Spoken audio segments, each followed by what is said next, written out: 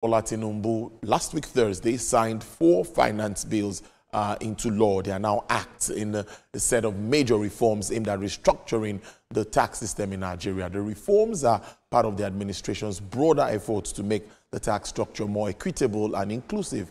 The new laws, which is described as pro-poor, will simplify revenue collection, reduce the tax burden on some individuals and businesses, and also help to raise much-needed government revenue by making collection more efficient.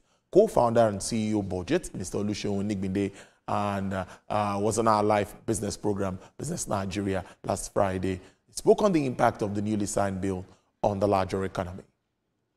In my own view, I believe that if we are going to improve tax to GDP ratio, it means that we will have to do a lot more work to incentivize formalization.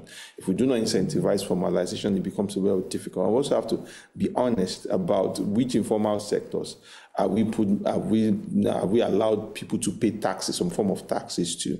The other thing also we look at is also growing the economy. If we don't grow the economy significantly, look at the things we did around liberalization of the telecom sector, look at things we did around the banking sector and see how much taxation came out of those places. So we also have to find growth shoots within the economy. Do we have to look at agriculture? Because that entire sector is nearly not taxed.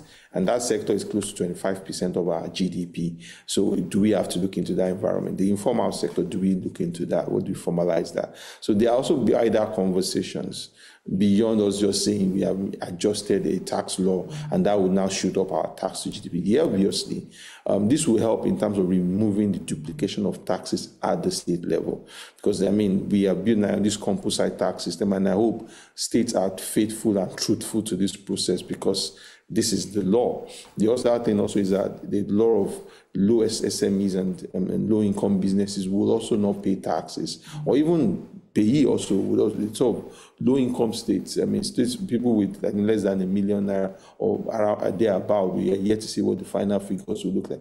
We also not pay payee. So by the time you put that all together, some states will struggle with that because of how income bands within those states are very, very low. But what I say is that when we say we want to improve tax to GDP, this is an important part of it. This is a crucial step in it. But there are wider issues about, we have 25% of the